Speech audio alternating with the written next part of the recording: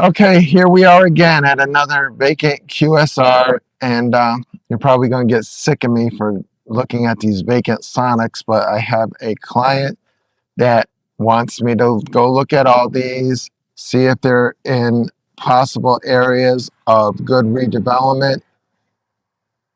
As you can see, this is the old drive-through, well, drive up, where you put your order in your car, and they brought it out to you. And this site's not too bad. It's sufficient in size. The buildings are narrow on this prototype. Not a prototype. This is a failed concept at this point.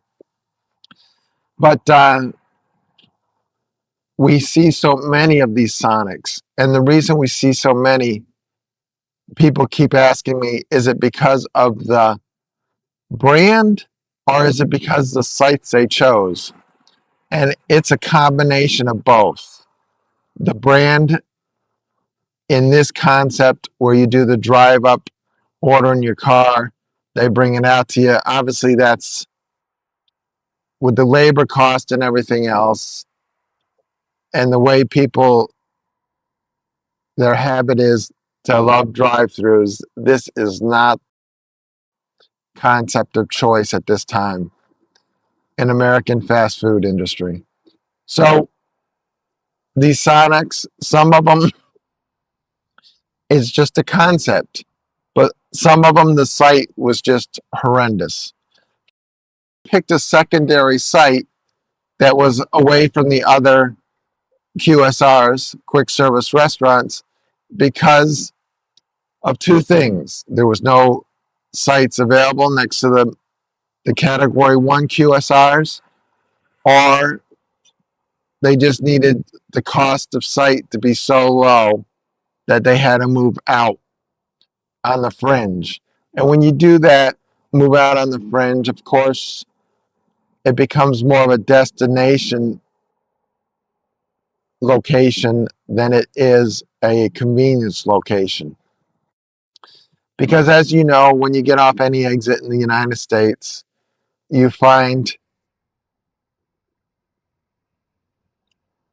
one quick service restaurant main brand after another stacked up.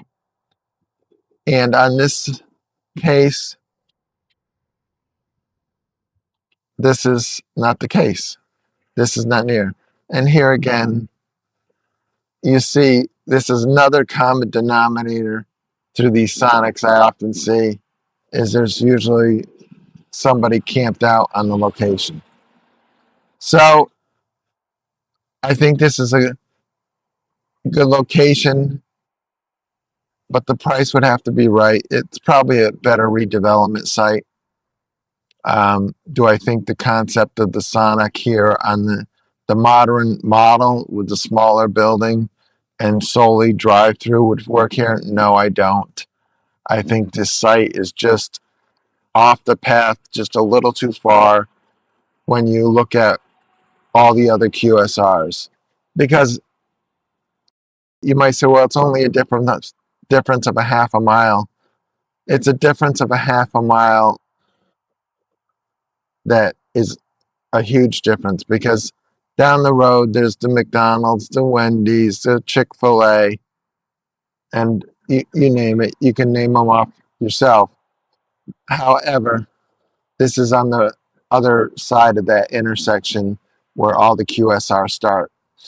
So again, another Sonic. Uh, Hate to bore you with the Sonics, but there has to be something that would fit in some of these locations.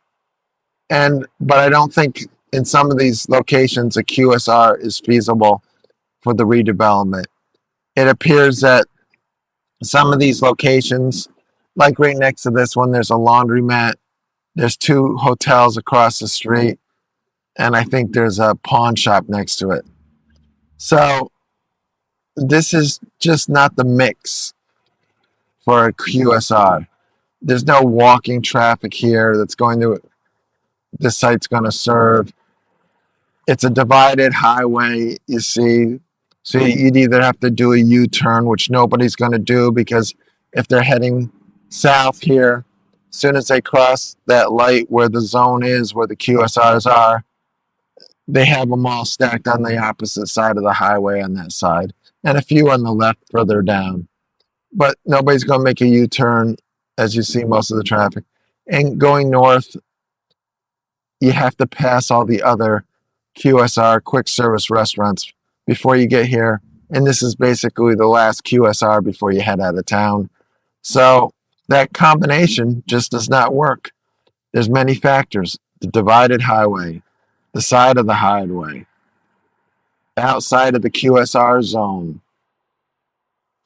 requiring a U-turn if you're heading south, passing everything else if you're heading north before you get to the site. It's just so much against it that there's better locations available for a QSR site. And that's probably the combination of the brand and the location probably is a double, what I call a double whammy. And it's not going to work.